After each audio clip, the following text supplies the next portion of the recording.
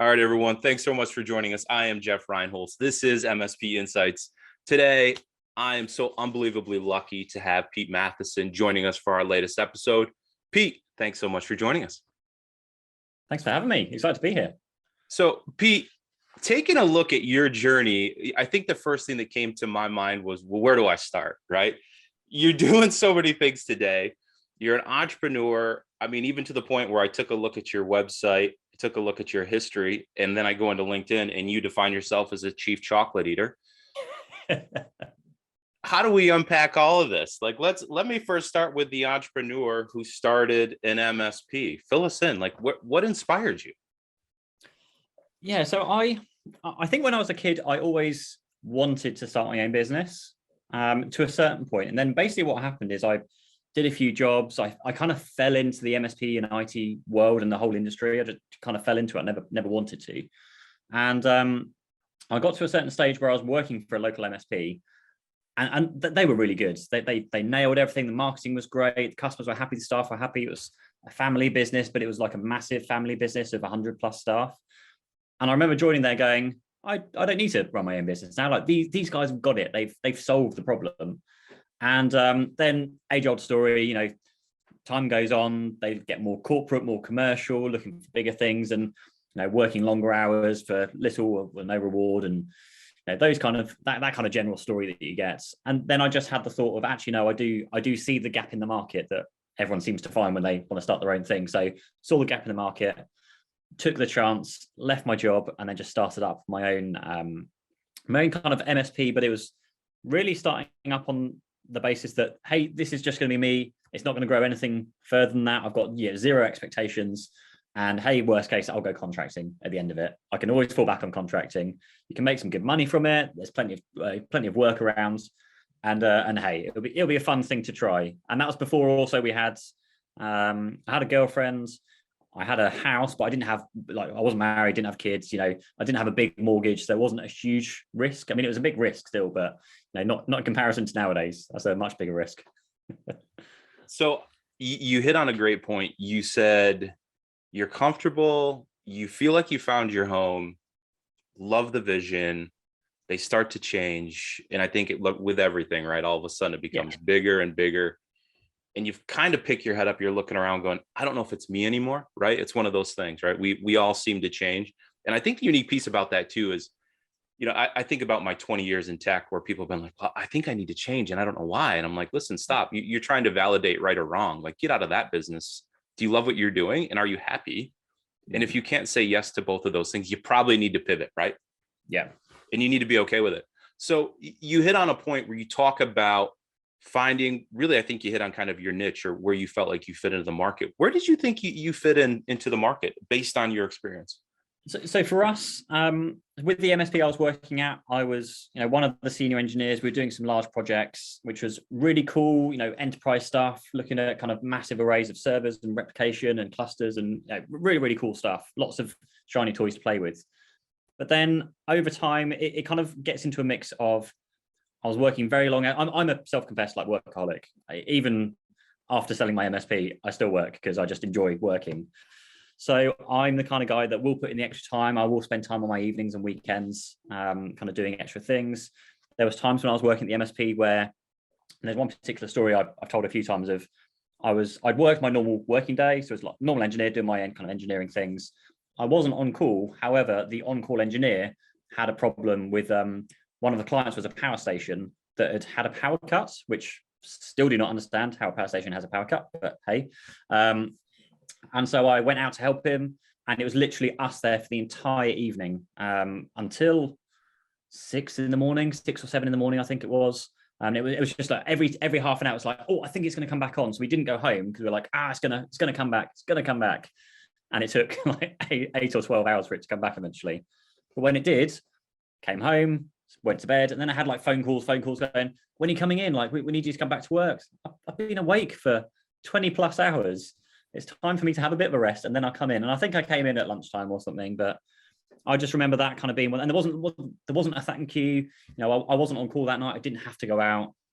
There was just nothing. And I remember even having a bit of a disagreement over being paid for it as well, because I think they were like, well, two of you didn't need to stay there all night. Well, that's what the client wanted, and that you kind of make those decisions whilst you're there. And so that was like just one of the processes I went through, and I'm just like, hey, this isn't for me. It's not working. I could put the same amount of work in that I'm doing here for myself, and hopefully have a bit of a better result out of it, and also offer a better service to me, because lots of the to clients, because lots of the business they were doing was larger businesses. So hey, if I can then go back and focus on the smaller businesses again, the small SMEs of anywhere from like the ones and twos through to 50 to 100s in staff, that I felt I could really, really comfortably look after them. And it's what a lot of IT business owners, I think, find. They leave their engineering job where they've got this like enterprise experience, and your sales pitch basically into the smaller businesses is, I've got the enterprise knowledge, I'm now here to kind of fix it for the SMEs, because you've got that knowledge. You're kind of combating the people that are, they've learned IT and skilled their way up and then gone straight into running a business, who don't really understand how IT works, and all the horror stories you find of like disks shoved into caddies, shoved into servers, and all those kind of technical things. Backups not working, backups not checked. So you're coming from a complete opposite end where you can fix a lot of these problems, and it doesn't take you very long because you know how to fix them. You've got all the technical skills.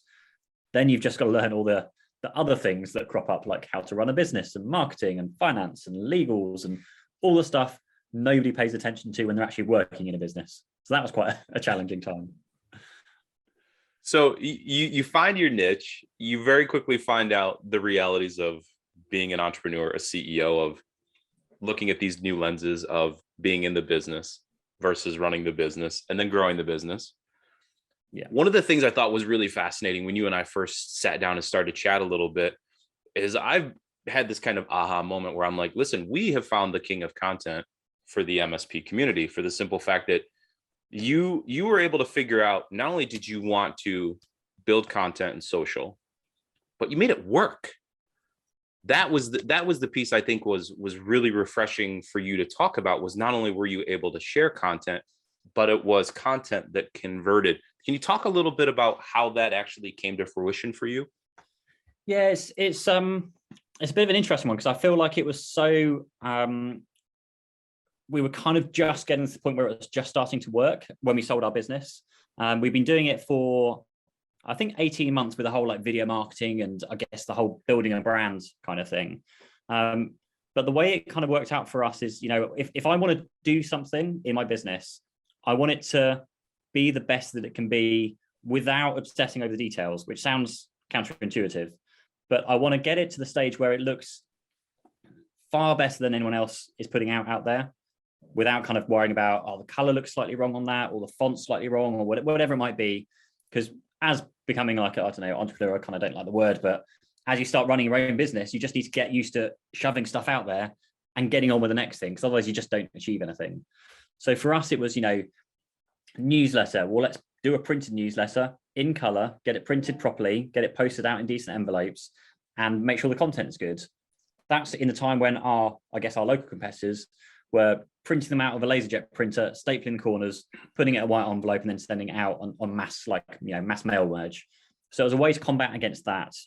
And then from the video side of things, it was relatively simple and straightforward. There's a funny topic. I'm following a forum thread at the moment of, do you go out and spend all the money on the kit first, or do you just go and make the videos? And there's, my opinion is slightly skewed, because like I said before, I'm obsessed with tech and I like my shiny toys. So to me, and it's actually how I started the business, if I'm going to go out and buy something, so I started my MSP, I bought an iMac, Apple iMac, and I was like, £1,500 or £2,000 or whatever it was. I need to make money out of this to make it worthwhile me buying it. So I started doing websites. So my first few clients were website builds. So I paid for the Mac by doing the websites. So with the video marketing, I'm going to buy a camera, I'm going to buy the microphone, the lights, I'm going to try and do what I can do, because now I've spent money, I must actually do it to at least pay back what I've spent on it. So it's like forcing me to do it. Whereas I know the other side of the page is, don't spend any money, just grab your phone out and shoot some video and get better on, get good at doing video. So it's two different sides for me. Again, buy the kit, make it look good, because even though I wasn't great on camera to start with, just by putting out a video, we did one video every single week, didn't miss a week for that year and a half we were doing it for. every video gets better. You tweak the lighting, you tweak the sounds, you get better at talking to camera. And I started at some point, I switched over to scripting everything as well, which was a big change for like the workflow and how it all worked for me. But by doing what we were doing, I had like marketing companies come up to me saying, Pete, the stuff you're putting out is putting us to shame, the kind of content. And I love that, because that's exactly what I want to be doing. I want to be showing up like nobody else shows up in any of the space. And then once you kind of get to that stage, it's just a case of using all of the tools, like automation. I'm a massive fan of automation, because there aren't not enough hours in the day, even with what I'm doing nowadays, to go onto Facebook and post a video, and LinkedIn and post a video, and a thread, and like Twitter and blog posts. There's so much stuff to do. So I use all the automation tools I possibly can, social media scheduling tools that recycle posts, they'll reshare videos, they'll pull feeds in from other places and share those kind of places out. So actually, and I get it said to me a lot of the time that my face is everywhere. And it's great. Again, I love hearing that, because I'm really not doing, I mean, I say I'm not doing a huge amount of work. There's a lot of work that goes behind the scenes to do that and shoot the videos. But once I've shot the video once, there's kind of like this machine that just keeps on kind of sending it out, taking it onto a different platform, reposting it. And so that's kind of what generally happens. And then I do loads of like public facing talking like this, and other people share my face, and everyone else moans that they keep seeing my face too much. So it's great. It's fun. but yeah, I think briefly touching on that, so the brand awareness side of things, I never planned or set out or had any ideas of how to build a brand. I never, no idea. We had some company documents with the right, the logo and the right colors, and you get your fonts right, and that's like your company branding. That's what I thought brand was. You have your theme or your brand guidelines. That's the brand. But actually, as you start doing each of those things, they are slowly building up the brand of your business. The newsletters, the podcasts, the video marketing, the when you're social outreach, the networking, all of that stuff together builds the brand. And so that's something I never really learned until very later on. Is a brand isn't, you can't go out and go, this is how to build a brand. It's just do one thing, set it up, get it going, do the next thing, set that up, get it going. And you do that enough times, some of those things are going to get picked up, and some of them are going to work. Some of them aren't, so you just park those and you move on to others. But overall, that's going to start building the brand, raising the awareness, and get interest from clients, from staff, from like your competitors, from your vendors. And it works. It's just a lot of hard work. So it's interesting to hear your experience and how you were building the MSP and what it's evolved into today. Can you share a little bit about what your aha moment was, where you said, listen, I've got an offer on the table to purchase this MSP that I've built? And again, I think the piece of it is you built a brand without purposefully going out to build a brand. But what was that moment for you? That's an interesting one. So with the with my MSP, and it was me, my wife, and a business partner we had that bought into the business, and a great guy that I had running with me. And we'd always set out to never sell the business. And I'd even said in a few of my videos, our USP is I'm not going anywhere. I'm never going to sell. This is me until like traditional retirement when I'm really old. I took that video offline because that's not strictly true anymore. But basically what happened is I think we went away. We did a few like away days. We did a DataCon in Paris. There was a Canales, which is Barcelona just before that, and a few other events I've been to. And I think where it had taken me out of the business for a bit more than I was normally used to. And I came back, and everyone has those days where they're just like, oh, this is a crap day. Staff are grumpy, customers are grumpy, like whatever's going on, you're just like, today's the day we're going to sell. And we have those moments all the time and joke about it. But for whatever reason, that time we went, hang on a minute, what would it take for us to sell? Like we didn't have the number. We didn't have the number. So we went, okay, what is the number? Let's sit down, figure out a sensible number. It's not like the silly, hey, it's going to be 1 million, 2 million, 5 million, like, that's going to be the thing. And we sat down and went, okay, we can pay the mortgage off. We can have time out. We can have a few years off with the kids, looking after them and enjoying kind of time with them before they went into the school systems, because they kind of disappear and you can't take holidays in certain times once they're in there. We can have a good relaxing time with them. Then we can have some nice holidays. And then maybe in 10 years time, we can go back to like the work thing and get back into kind of careers. And we came up with a number. And what do you do when you get the number? Like, no one knows if it's actually worth that number. You can presume, and you can do all the calculations and EBITDA calculations and multipliers, and you just don't know until you find someone to buy the business who went, well, hey, I guess we're going to try and sell and see if anyone will pay that. So we went out. I think I posted on an anonymous forum online, say, hey, this is my MSP. This is like roughly turnover and profit, whatever it is. Is anyone interested? Like, yeah, let us know. And straight off the back of that, we had a few offers. We also worked with a finance, like an outsourced FD, who went out and approached our local competitors, because we didn't want to give our name away to anyone. Sure. Because it's obviously you don't want to give away sensitive information of, hey, this guy down the road, he's going to sell. So let's look at his customers or staff. So he approached competitors for us, and literally everybody we spoke to said, yes, I want to buy your business.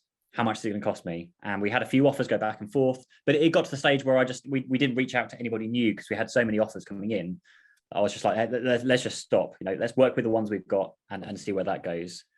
And the funny process that we went through was, you always think, as an outsider who's never sold a business before, you always think that you're going to sell the business, you're going to get tied in for like a year or two on like an earn-out period.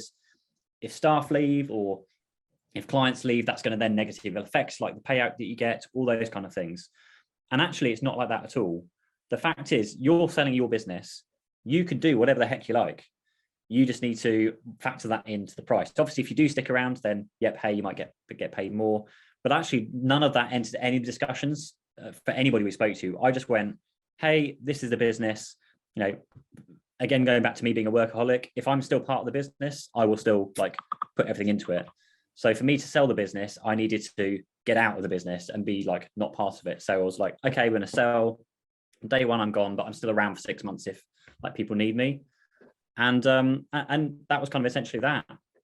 We found the best fit that I felt would look after the staff, look after the clients, like look after the company as it was. And we sold. And we sold March the 5th. So literally as of filming this, basically 2 years ago to the day.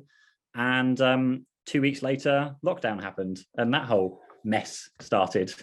Wow. Which threw a whole nother spanner into the works of kind of how you sell a business at the end of or the beginning of a pandemic. Wow. Unbelievable. So, yeah, again, my mind's blown to hear what you just said. You sell 2 weeks before the world shuts down for a year, right? And I say that because I'm literally replaying at that time. So I was a member of a leadership team with an MSP where I'm based out of, and I literally remember getting the news that, hey, we're going to be shut down for 2 weeks, and I was like, that's fine. We'll do Zoom. We'll be okay. Well, I'll see you guys in 2 weeks. And then I remember getting into like month 2 going, ooh, this is weird. This is strange, right? Here's a new normal that's facing our MSP. Questions we never thought we would hear from our clients were coming to us at the time. So it's unique to hear you sold 2 weeks prior to that. So let me ask you then, you pivot out of the business. You're now growing this digital content.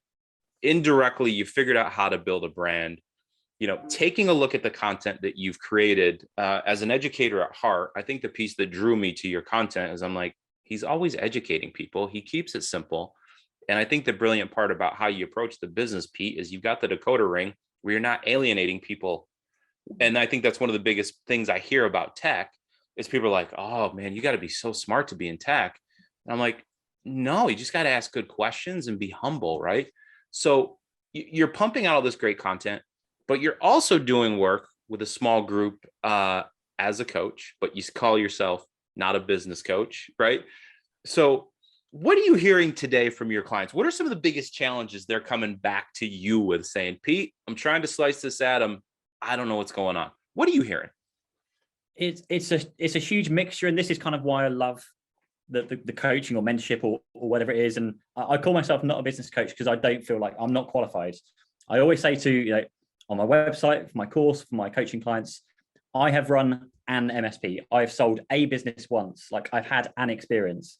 That's not to say that the same experience I've had will happen for anybody else, but at least I can help with what I've learned, the things I've come across. And people, when they come to me, it is for a huge mixture. Some of them are how do I price and package my services? Things that, I've learned time and time again, still learning today as the industry changes on different products and services.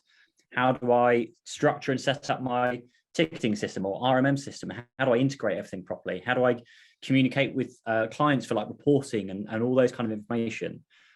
Finances, how to manage the finances of business. It's literally every single kind of area of the business that we as business owners have to figure out and learn along the way. And I think something that really started me off on this path was when I was looking for a mentor or a coach or like a mastermind group. They were like a minimum $1,500 bucks, £1,500 a month to have that kind of service. And I don't understand how you can charge that much. I mean, I'm sure there's reasons behind it, but for me, I coach 1 day a week. So my Thursdays are back-to-back coaching phone calls. An hour call with each client. There's a 15-minute break, and then I jump into the next one and a lunch in between. That earns me like more than I was taking home from my MSP running it full time. And that's like 1 day a week. So how people can charge $1,500 for that. And obviously they do maybe more clients than that. And I mean, they're absolutely minted. But I think that's kind of where I went to and said, look, hey, there's a reasonable price here. I've got some time to give you to show you all of the things. I've got clients that are going through bust ups with their directors and having all sorts of weird things going on. I had that. I not quite in the same situation as the particular client I'm working with, but it's one of these weird things you go through. You have those experiences, and actually now you're outside of it. It's so much clearer on how you can deal with it, because when it happens and you're stuck into the business, you're head down. You can't really see what's going on. You're just so focused on the client because you love the client because you've worked with them for so long and hey, you don't want to let them go. But actually stand back, look at the figures. Are they actually profitable for you? Do you like the client?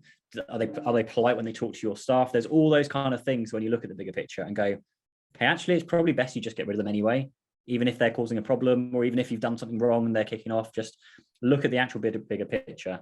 And that's the stuff I absolutely love doing with the coaching clients. But to your question, I guess, there's two different approaches I take. There's the more commonly than not, the agony aunt approach, which is tell me about your problems and I will at least give you my opinion on how I would have dealt with them or how I did deal with it previously. And, my brain is yours. We'll figure something out together. And then I have other calls, which are just like, I have nothing for you, Pete. Give me something out of your book. Like, what do we do next? And for that process, I just go, hey, if I was going to start from scratch, this is what I would do in this kind of rough order. I guess the more experienced coaches out there will have a structure and a strategy in this kind of program. I'm slowly building that out. So, when you very start, when you start out for the very first time, there will be a process you go through from setting the ticketing system up, getting customer feedback systems in place, flowing that through right from quote to invoice, that whole process as well. And so there's just certain things I would always put in place, always recommend. And so I'll just pick something out of that kind of process and say, okay, today let's have a chat about your customer feedback and let's work on that. Let's look at the products that we need to do it. Let's look at the automation behind it. That means you just do it once, don't have to touch it again. And then just look at how you actually use that information to then market your business in the future. So it's such a wide scope of things. And that's why I love it. It's one of the things, those things that I've come to love as a business owner is you get to do everything rather than getting bored into that niche of I just do engineering, or in an engineer's perspective, I'm just going to do printers for the next 4 months of my life, which I'm sure we all are aware of if we've been in the engineering department before. So you just get to touch so many different areas of a business. Everyone's different. There's different problems all over the place. We've got things like the Microsoft price changes that have just come out. My God, the amount of effort the MSP world has had to go into communicating that with their clients. I've not seen that in any other industry ever. Like, imagine your solicitors, your lawyers, your accountants putting that much effort to communicate the pricing increase to you every year. No, they just send an email out saying, hey, this is 2022. Here are our prices. Suck it up. Crack on. But we don't do that. We feel like we have to justify everything, which is a shame. And maybe that's kind of one of the problems we've got in our industry and the kind of whole client-customer relationship. But yeah, it's fun and I love it.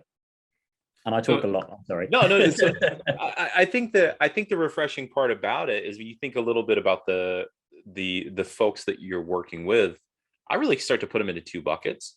You've got those that are building, and just want the reassurance. How do I build based on your experience? Where should I go next? Give me guidance. And you got the other half. You got those that are saying, I think I'm doing okay. Help me optimize and make sure I'm optimizing in the right areas. Because again, you think about your role as a leader. And I think this is the piece that I often hear about folks who grow up in a business, is learning how to separate from being in the business versus running the business. Yeah.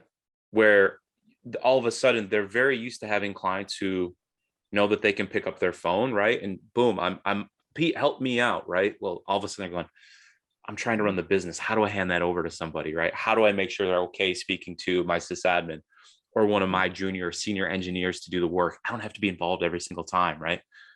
How do you go through that process? I think it's just fascinating to hear you've got all these different lenses, and probably fair to say every time you get on that call every week, new challenges are popping up where it's like, I can't wait to speak to Pete. Help me work through this. And it's a difficult one. Like that specific scenario of, when do I hire my first person? When do I find a VA? When do I send my bookkeeping to somebody? For those pure, like, super new startups, it's never the same answer. It just depends on their situation. Obviously, finances are a big part of that, because you need to have the income to pay for some of that. Or do you take the jump and you jump and pay for that before you can afford them? There's all those discussions. So many times I'd hire a staff member knowing that I can't afford to pay them for, maybe we've got 6 months of salary in the bank and that's it. But that makes you go out and do the extra work to go and get the business in. But it's so difficult to have those discussions, and ultimately the decisions are, my clients' decisions on what way they choose to go. But at least you come up with, hey, here are the options. Here's what I've seen. Here's how I did it. Here's how a few other people have done it, and how their kind of outcomes played out. It's just, it's very, very different. And actually, as an MSP owner myself, having my own experience, it's opening my eyes so much more to now be coaching all these other people, because now actually I've got eyes in, I basically coach about 12, at most it's 12 clients a month. So we do a phone call every other week on Thursday. So that basically gives me 12 throughout the month. And then over time, I probably coached 30 or 40 MSPs, I think. Getting your eyes in 30 or 40 MSPs is very eye-opening, because you see so much more of what's going on. You get all the exposure of different types of clients, those MSPs that have niched down in certain verticals, and how the coronavirus has affected them versus those that haven't niched down, a bit more broad. So there's a huge amount of knowledge that I've picked up personally from working with all those kind of different types of MSPs, different types, different sizes, locations. And locations was interesting, because I assumed all the stuff I know is just a UK only thing, because we're in the UK and we're this little island.